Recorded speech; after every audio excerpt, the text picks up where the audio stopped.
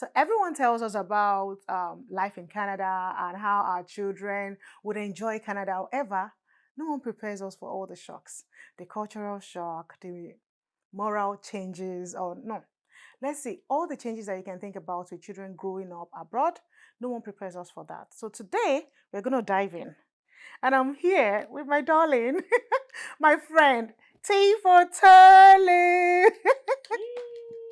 So Turley's here with me. We're going to talk about children living in Canada, how we as parents are going to manage to, not fail at our duties here in Canada. What are the challenges that we go through? What are the things that would really like, to see how others are going through it and how we can, get better at it. So if you're interested in this topic, this is the right time for you to sit down with your popcorn and let's have fun.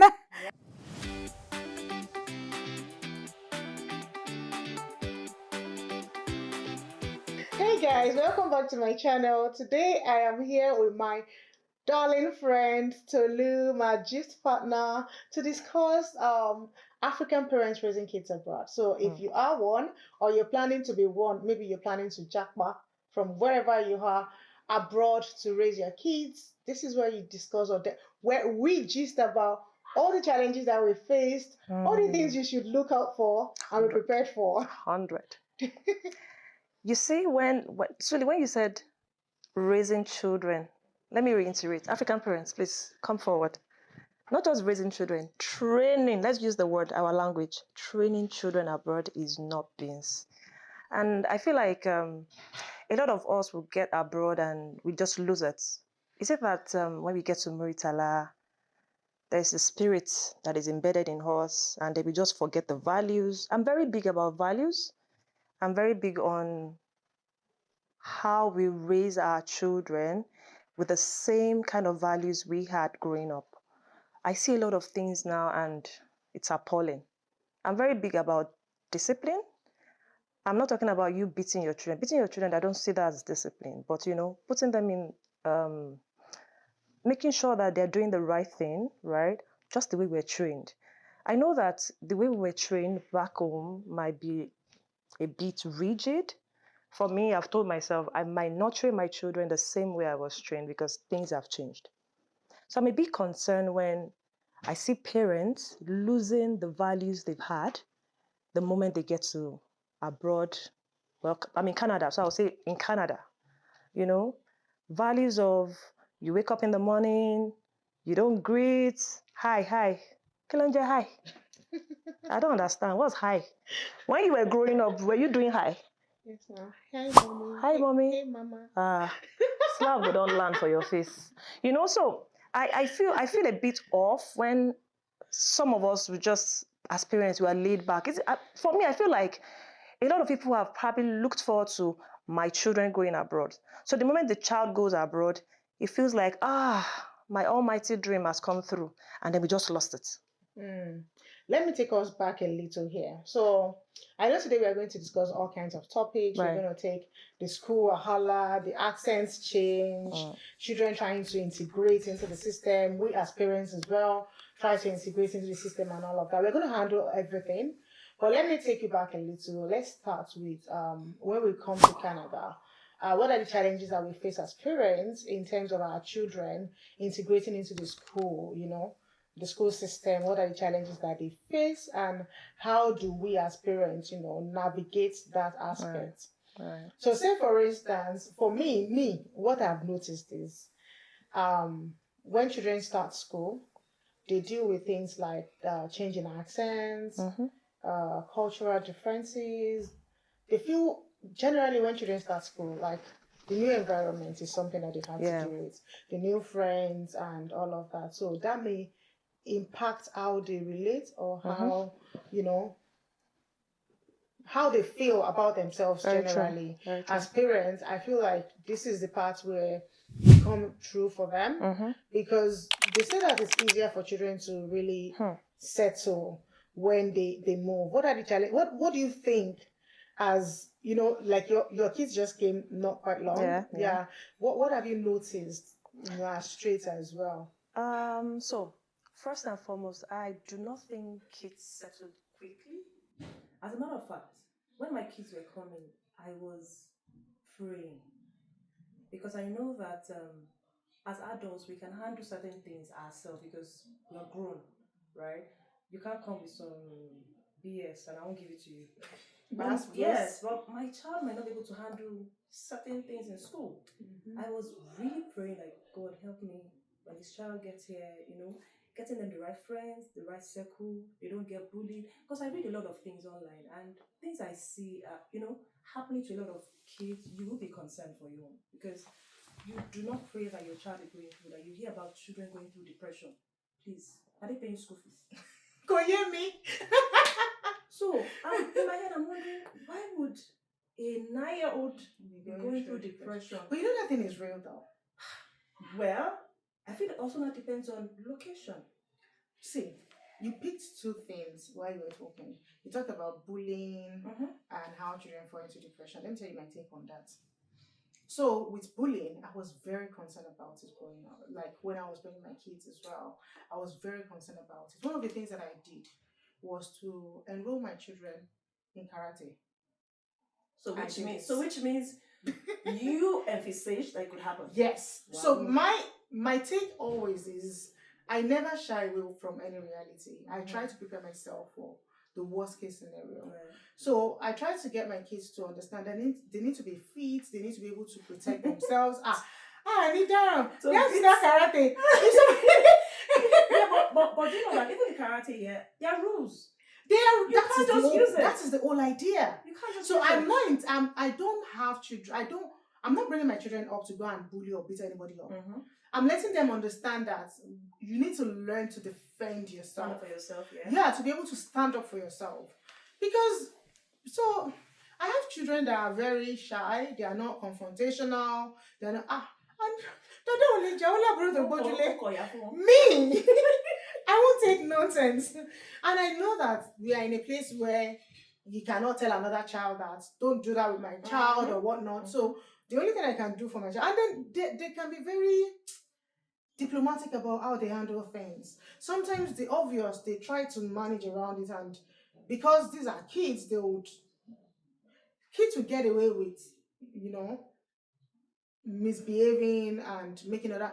You cannot send your child to school and I send my child to school and your own child will be disturbing my own child from going to school. So the best bet is let my child have confidence of, okay, I can defend myself in the worst case scenario. So I put my children in karate.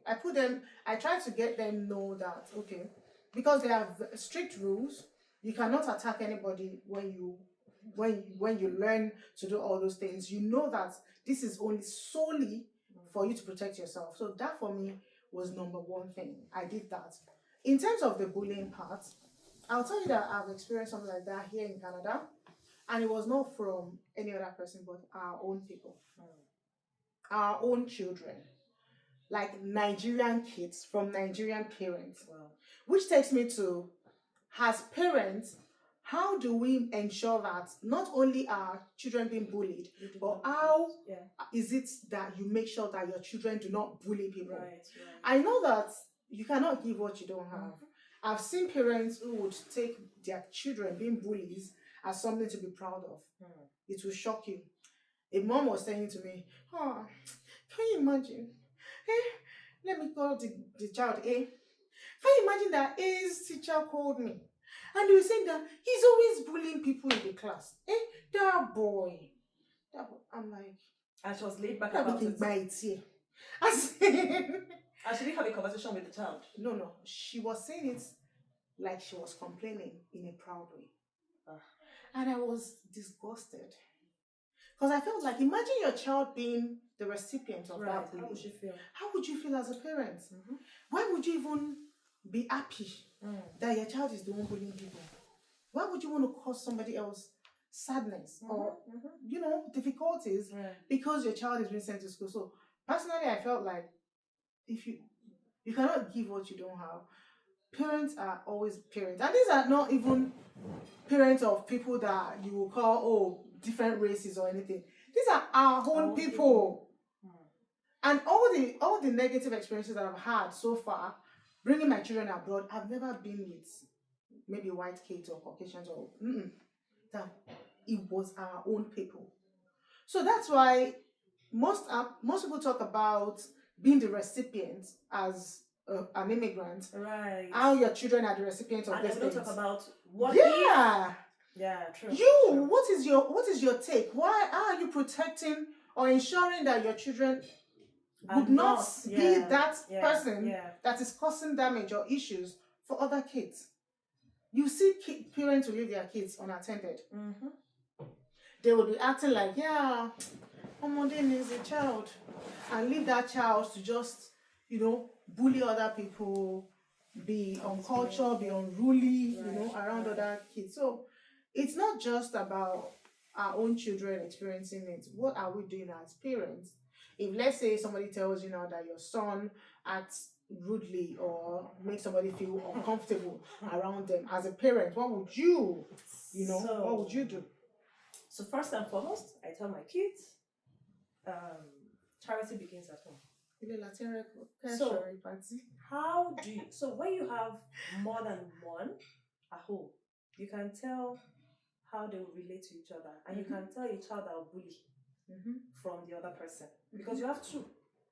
In their discussion, interaction, and all of that, you can tell. Maybe they have an argument, you can tell. And from there, you begin to, like, heads on. When you see those traits, attack it heads on.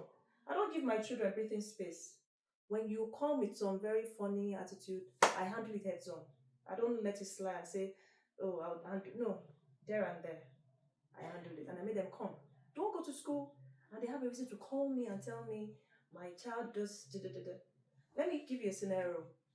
I have two boys, and I think one day they were trying to pack their clothes, and I don't know what led to an argument. It's okay to argue. I allow them argue. It is okay, but don't touch. Yeah. Don't touch anybody, and one push the other. And of course, when one push, the other will step, and then you react, and that happened. For the fact that he even pushed, I got very, very mad at him, because if in school, what happens is they will not look at the person that started the issue. Yeah. You pushed. Yeah. My soup. They don't care that, oh, he was the one that, you that you pushed. So do not allow your anger get to that point where you have to push. Walk away. Yeah. So I tell my kids every time, do not ever allow that happen. If it's going to get you to that point where you might have to push, just leave them. Because they should not come back and call me. No, that should never happen. So I make it a point of this, like I tell them every day. And it starts with the interaction with the brother or the sister in the house.